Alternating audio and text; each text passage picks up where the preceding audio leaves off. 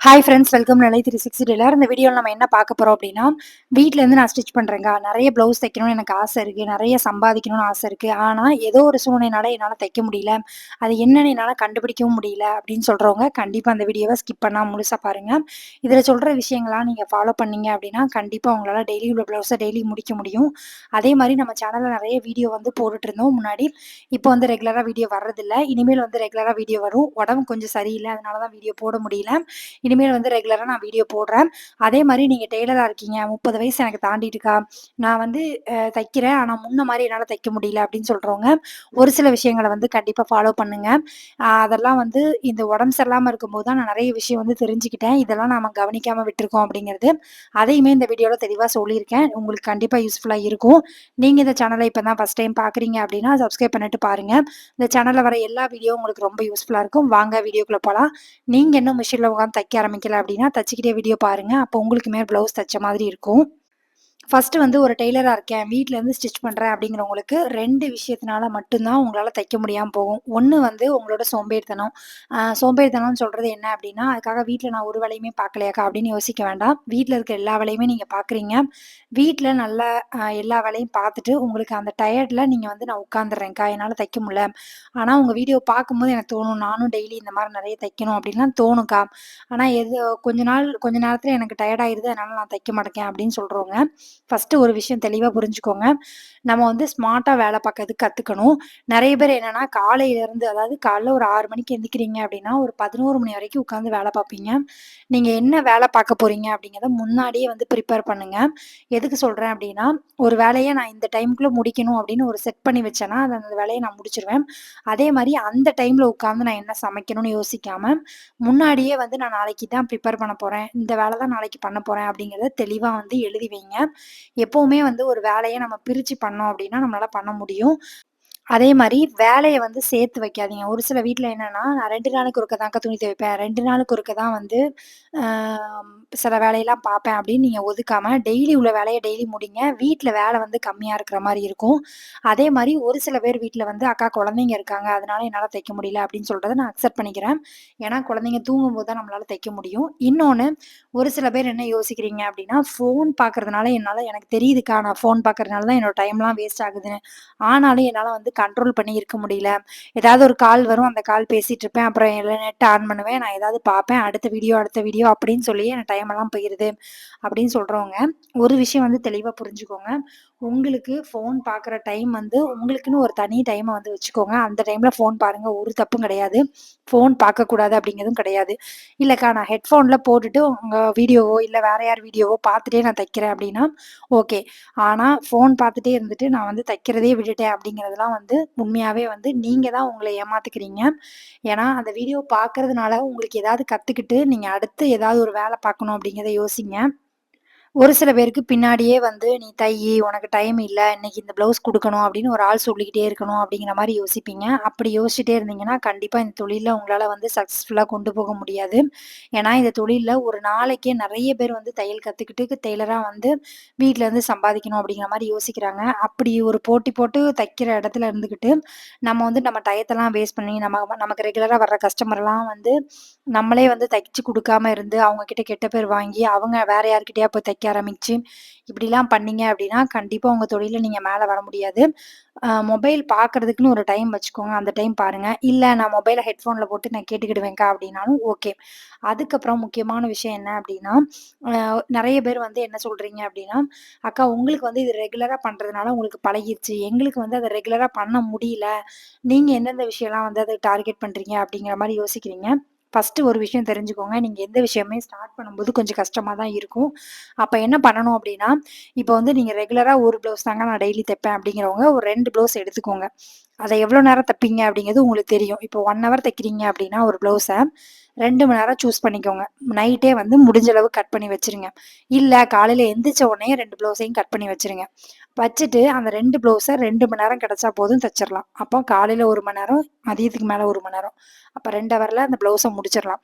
இப்படி ஃபிக்ஸ் பண்ணிட்டு ஒரு ஒரு 15 நாள் வந்து கொண்டு போங்க. அதுக்கப்புறமா என்ன பண்ணுங்க அப்டின்னா, அந்த 15 நாள் கழிச்சு, நீங்க என்ன பண்ணுங்க அப்டின்னா, ஒரு 3 ப்ளவுஸா அத மாத்துங்க. இப்படிதான் வந்து கொஞ்சம் கொஞ்சமா மாற முடியுமே தவிர, மொத்தமா ஒரே நாள்ல நான் 5 ப்ளவுஸு டெய்லி 5 ப்ளவுஸ் தைக்கணும் அப்டின்னா, அது கண்டிப்பா நடக்காது. கொஞ்சம் வந்து இந்த வேலைய வந்து ரெகுலரா பண்ற மாரி மொதல்ல கொண்டு போங்க. ஒரு நாள் தைப்பேன், மறுநாள் ரெஸ்ட் எடுப்பேன், அடுத்த நாள் தைப்பேன், அடுத்த நாள் ரெஸ்ட் எடுப்பேன். இந்த பழக்கம் இல்லாம, வாரத்துல நான் 6 நாள் தைப்பேன், 1 நாள் ரெஸ்ட் எடுப்பேன். இப்படிங்கிற கான்செப்ட்டுக்கு நீங்க கொஞ்ச நாள் வாங்க. அதுக்கப்புறமா வந்து நெறைய தைக்கிறத பத்தி யோசிக்க முடியும். இன்னொன்னு வந்து கொஞ்சம் உடம்பு சரியில்ல அப்படின்னு சொன்னேன். என்ன ப்ராப்ளம் அப்படின்னா, ஒரு சைடா வந்து எனக்கு வந்து என்ன ஆச்சு அப்படின்னா, ஒரு மாரி வந்து தலைவலிக்க ஆரம்பிச்சது. அதுக்கப்புறம் கை, கால்லாம் உலைய ஆரம்பிச்சது. என்னன்னே தெர்ல. நான் வந்து டெய்லியுமே சாப்பிட தான் நம்ம செய்றோம். எல்லாமே நம்ம பண்றோம்ல அப்படிங்கிற மாரி யோசிச்சுட்டு விட்டுட்டேன். ஒரு 2 நாள் வந்து தொடர்ந்து இருந்துச்சு. 3வது நாள் வந்து நான் வந்து என்ன பண்ணேன் அப்படின்னா, பிளட் டெஸ்ட் பண்ணி பார்ப்போம். ஹீமோகுளோபின் எவ்வளோ இருக்கும் அப்படின்னு பார்ப்போம் அப்படிங்கிற மாரி நான் டெஸ்ட் பண்ணேன். அப்பதான் வந்து எனக்கு ஷாக்கு. ஏன்னா, கரெக்ட்டா வந்து 6 பாயிண்ட் தான் 6 தான் இருந்துச்சு. அப்போ டாக்டர் கேட்டாங்க, "எப்படி நீங்க நடமாடுறீங்க? உங்களுக்கு தல சுத்தலையா?" அப்படிங்கிற மாரி கேட்டாங்க. எனக்கு வந்து இந்த 3 நாள் தான் எனக்கு என்ன ஆச்சு அப்படின்னா, ஒரு சைடா வந்து தல வலிச்சுட்டு, அ கை, கால்லாம் வந்து ரொம்ப ஒரு மாரி வந்து ஒளையிற மாரி இருந்துச்சு. வலிக்கல, ஒளஞ்சது. இதுக்கப்புறம் தான் யோசிச்சேன், இனிமேல் வந்து நம்ம ரெகுலரா வந்து ஃபுட்ல நெறைய விஷயம் வந்து சேர்க்கணும் அப்படிங்கிறது. நான் வேலைன்னு எப்படி ஓடுனனோ, அந்த இடத்துல என் உடம்ப கொஞ்சம் பார்க்க கவனமா இல்லாம உட்டுட்டேன். அதனால தான் அப்படி ஆயிட்டு, இந்த 1 வாரமுமே வந்து ஃபுட்டுல ரொம்ப வந்து கான்சன்ட்ரேஷன் பண்ணி என்னென்ன தேவையோ அதெல்லாம் சாப்பிட ஆரம்பிச்சேன். எப்பவுமே வந்து நீ ஒரு 30 வயசு தாண்டிருச்சு அப்படின்னா, நீங்களே உங்கள செல்ஃபா வந்து கவனிக்க ஆரம்பிங்க. ஏன்னா நம்ம உடம்பு வந்து என்னென்ன கரெக்ட்டா இருக்கா? நமக்கு எல்லாமே கரெக்ட்டா கிடைக்குதா? அப்படிங்கிறத பார்க்கணும். ஏன்னா, அந்த விஷயத்துல தான் ரொம்ப வந்து பயந்துட்டேன் உண்மைய சொல்லணும்னா. ஒரு சைடா வந்து வலி வந்தோனே, வேற எதுவும் ப்ராப்ளம் இருக்குமோ? நமக்கு வேற ஏதாவது பண்ணிருமோ? அப்படிலாம் பயந்துட்டேன் 2 நாளா. அப்புறம் ஹாஸ்பிட்டல் போனதுக்கப்புறம் ஹீமோகுளோபின் கம்மியா இருக்கு. டானிக் எழுதி குடுத்தாங்க. அது போக ஃபுட்ல வந்து கீரை, கேரட்டு, பீட்ரூட்டு அந்த மாரி நெறைய சாப்பிட சொன்னாங்க. அந்த பயிர் ஐட்டம் அதெல்லாம் சாப்பிடுங்க அப்படின்னு சொன்னாங்க. 1 வாரம் வந்து நான் 1 வாரம் இல்ல. ஒரு 4 நாள் தைக்கவே இல்ல. 4 நாளுமே வந்து நல்லா சாப்பிட்டுட்டு தூங்குற அந்த மாரி தான் இருந்தேன். அதனால நான் இது எதுக்கு சொல்றேன் அப்டின்னா, ஒரு ஏஜ் வந்ததுக்கப்புறம் நம்ம உடம்பையுமே நம்ம கொஞ்சம் கவனிச்சுக்கணும். வீட்ல இருக்கிறவங்கள நம்ம எவ்வளோ கவனிக்கிறோமோ, அதே மாரி நம்ம ஒரு வேல பார்க்குறோம் அப்டிங்கும்போது நம்ம உடம்பையுமே பார்க்கணும்.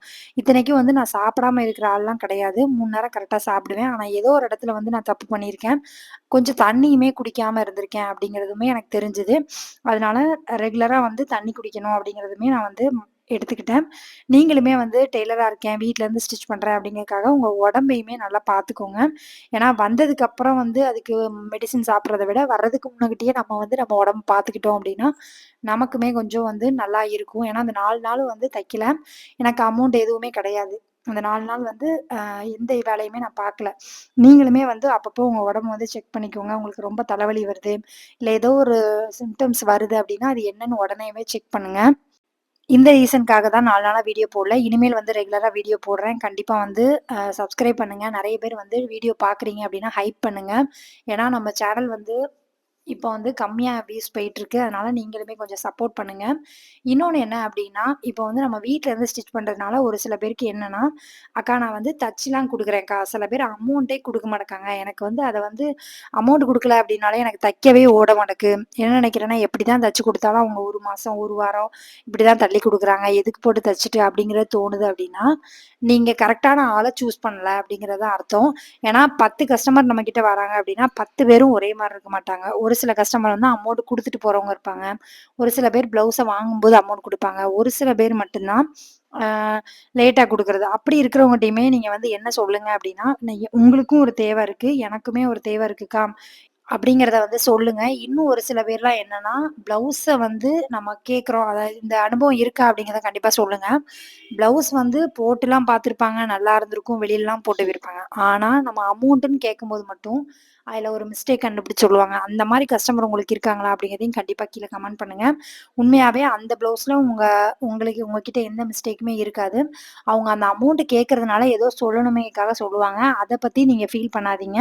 அந்த மாரி கஸ்டமர திரும்ப வந்து நீங்க எந்த காரணத்த கொண்டும் தச்சு குடுக்குற மாரி நீங்க வந்து பார்க்காதீங்க. ஏன்னா, அவங்க வந்து அமௌண்ட் குடுக்குறதுக்காக ஏதாவது ஒண்ணு இப்படி சொல்லிட்டே தான் இருப்பாங்க. நம்மளையுமே வந்து மைண்ட் அளவுல வந்து நம்ம ஒரு வேள நல்லா தைக்கலையோ அப்படிங்கிற மாரி யோசிக்க வச்சுருவாங்க. அதனால அந்த மாரி கஸ்டமர அவாய்ட் பண்ணுங்க. இன்னொன்னு என்ன அப்படின்னா, அந்த வீட்ல இருந்து ஸ்டிச் பண்றதுனால அவங்க இஷ்டத்துக்கு வந்து குடுக்குறது, அதே மாரி அவங்க இஷ்டத்துக்கு வந்து வாங்க வர்றது, ஒரு டைம் கணக்கே இருக்காது. அந்த மாரியும் பழகாதீங்க. ஒரு வீடுன்னு இருக்கு அப்படின்னா, நமக்கும் பர்சனல் லைஃப்னு ஒண்ணு இருக்கும். அதனால இந்த டைம் வாங்க, இந்த டைம் வராதீங்க அப்படிங்கிறத உங்க கஸ்டமர்ட்ட தெளிவா சொல்லுங்க. அதனால ஒரு கஸ்டமர் உங்கள விட்டு போறாங்க அப்படின்னா, தாராளமா போட்டும். ஏன்னா, எல்லா வீட்லயுமே வந்து தைக்க அலோவ் பண்ணுவாங்களா அப்படின்னு கேட்டா கிடையாது. ஒரு சில வீட்லலாம் எதுக்கு போட்டு நீ உனக்கு மட்டும் தச்சுக்கோ அப்படின்னு சொல்றவங்களும் இருப்பாங்க. உங்க வீட்லயும் அப்படி சொல்லுவாங்களா? அப்படிங்கிறதையும் கண்டிப்பா கீழ கமெண்ட் பண்ணுங்க. ஏன்னா, ஒரு சில வீட்ல வந்து அப்படிதான் சொல்லுவாங்க. இப்ப என்னையுமே வந்து இந்த உடம்பு சரியில்லாம இருக்கும்போது என் ஹஸ்பண்ட் சொன்னது, பரவால்ல நீ கொஞ்சம் ரெஸ்ட் எடுத்துக்கோ. ஒரு 1 மந்த் வந்து ப்ளவுஸ் எல்லாம் வாங்க வேண்டாம்." அப்படிங்கிற மாரி தான் சொன்னாங்க. நான் இல்லன்னு சொல்லல. ஆனா, எங்களோட தேவை இருக்கு. எங்களுக்கு ஒரு கமிட்மெண்ட் இருக்கு அப்படிங்கும்போது, கண்டிப்பா நம்ம ஓடி தான் ஆகணும். ஆனா, உடம்பையுமே கொஞ்சம் பார்த்துக்கணும் அப்படிங்கிற மாரி தான் யோசிச்சேன். உங்க வீட்லயும் இப்படி சொல்லியிருக்காங்களா? அப்படிங்கிறதையும் கண்டிப்பா கீழ கமெண்ட் பண்ணுங்க. இன்னும் ஒரு சில பேர் வந்து இந்த ஸ்டார்ட்டிங் ஸ்டேஜ்ல இருக்கிறவங்களுக்குலாம் இது நடந்திருக்கும். உங்களுக்கு நடந்திருக்கு அப்படின்னா, கண்டிப்பா கீழ கமெண்ட் பண்ணுங்க. ரொம்ப வந்து திட்டி, நம்ம மன உளைச்சலாக்கி, கடைசியில நம்ம வீட்ல வந்து நம்ம ஹஸ்பண்ட்லாம் சொல்லி பொலம்புவோம். இந்த அக்கா இப்படி சொல்ட்டாங்க, இப்படி சொல்ட்டாங்க அப்படின்னு. அந்த மாரி வந்து ஒரு கஸ்டமர் சொல்லி உங்களுக்கு ரொம்ப ஹர்ட் ஆகுது. அவங்க வந்து வேணும்னே சொன்னாங்க அப்படிங்கிறது உங்களுக்கு தெரியுது. அப்படின்னா, அந்த கஸ்டமர்ட்டயும் நீங்க வாங்காதீங்க. ஏன்னா, வீட்ல இருக்கிறவங்களும் அதனால வந்து பாதிக்கப்படுவாங்க.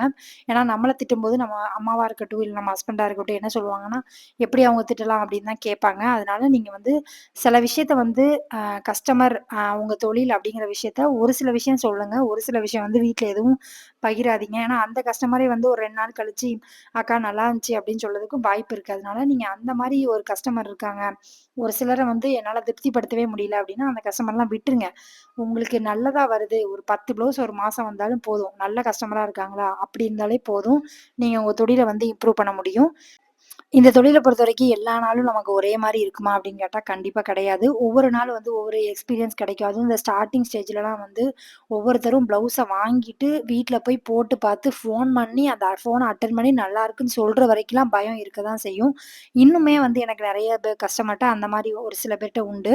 அவங்க எப்படி என்ன சொல்லுவாங்களோ அப்படிங்கிற பயத்திலேயே தான் நான் ஃபோன் எடுப்பேன். அப்படிலாம் இருக்க தான் செய்யும். அது வந்து நம்ம தப்பு பண்ணியிருப்போம் அப்படிங்கிறது இல்ல. அவங்களுக்கு அது பிடிச்சிருக்கா அப்படிங்கிறது மட்டும் தான் தவிர, அதுக்காக நம்ம நல்ல டெய்லர் இல்ல அப்படிங்கிறது கிடையாது. அதனால இந்த மாரி தாட்லாம் வர்றதுக்கு கண்டிப்பா வந்து வாய்ப்பு இருக்கு. அதனால நீங்க அது தெரியுதுனால எனக்கு வந்து நான் வந்து நல்லா தைக்கலையோ அப்படிலாம் யோசிக்க வேண்டாம். இது எல்லார்ட்டயுமே இருக்கிறது தான். நீங்க எவ்வளோ பெரிய டெய்லர்ட்ட போய் கேட்டாலும் அவங்களுக்கும் இந்த மாரி ஒரு அனுபவம் இருக்கும். அதனால நீங்க வந்து சின்ன சின்ன விஷயத்துல வந்து ஒரு அனுபவம் கிடைக்குது. ஒரு நல்லதோ, கெட்டதோ 2 கிடைச்சாலுமே வந்து அக்செப்ட் பண்ணிக்கோங்க. இதுலேருந்து நம்ம ஒரு பாடத்த கத்துக்கணும். இது இந்த தப்பு இது பண்ணக்கூடாது அப்படிங்கிறது. அதே மாரி ஒரு சில பேர்ட்ட வந்து நமக்கு கசப்பாயிட்டு, ஒரு பிரச்சனை ஆயிட்டு அப்படின்னா, அந்த கஸ்டமர்ட்ட எக்காரணத்த கொண்டு வாங்காதீங்க. ஏன்னா, அது வேற மாரி பிரச்சனையில கொண்டு போய் தான் விடும். அதனால நீங்க அதுல கொஞ்சம் ஜாக்கிரதையா இருங்க. ஒரு சில பேர் வந்து தைக்கிறேன்க்கா, நீங்க வந்து தைக்கிறீங்க. அமௌண்ட் வந்து எப்படிக்கா ஃபிக்ஸ் பண்றீங்க? ஒரு சில பேர் வந்து கேட்குறீங்க. நான் வந்து எங்க ஊர்ல வந்து கடையில என்ன ரேட் வாங்குறாங்களோ, அதுலேருந்து ஒரு ரூ. 50 கம்மியா வாங்குறேன். இப்ப வந்து ரூ. 400 வாங்குறாங்க. ஒரு நார்மல் ப்ளவுஸ்க்கு வந்து ரூ. 200 வாங்குறாங்க கடையில. நான் வாங்குறது 120 தான் வாங்குறேன். இனிமேல் வந்து 150 மாத்தணும் அப்படிங்கிற மாரி பிளான் பண்ணியிருக்கேன். அது எப்போ அப்படின்னா, இந்த தீபாவளி இல்லன்னா ஒரு செப்டம்பருக்குள்ளேயாவது மாத்தணும் அப்படிங்கிற மாரி நான் பிளான் பண்ணியிருக்கேன்.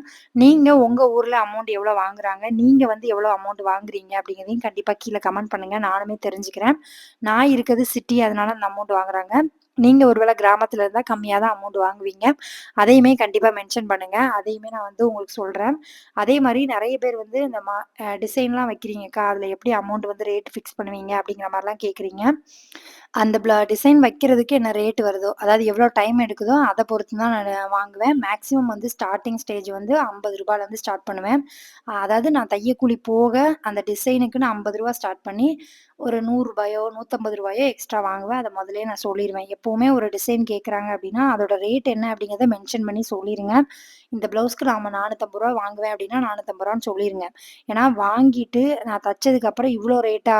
கடையில கூட கம்மியா தான் கேட்குறாங்க அப்படிலாம் சொல்லுவாங்க. அதனால நீங்க முதல்லயே வந்து ஒரு டிசைன் வாங்குறதுக்கு முன்னாடியே, இந்த ப்ளவுஸ்க்கு நான் இவ்வளோ தான் வாங்குறேன் அப்படிங்கிறத தெளிவா சொல்லிட்டு வாங்குங்க. ஏன்னா நம்ம கஷ்டப்பட்டு வேலை பார்க்குறோம். அதுக்குடைய கூலிய வந்து அவங்க தந்து தான் ஆகணும். இந்த வீடியோ வந்து உங்களுக்கு பிடிச்சிருக்குன்னு நினைக்கிறேன். பிடிச்சிருக்கு அப்படின்னா லைக் பண்ணுங்க, கமெண்ட் பண்ணுங்க, ஷேர் பண்ணுங்க. இந்த மாரி வீடியோ வேணும் அப்படின்னாலும் கீழ கமெண்ட் பண்ணுங்க. தேங்க் யூ ஃப்ரெண்ட்ஸ் எல்லாரும் வீடியோ பார்த்ததுக்கு நன்றி. Thank you.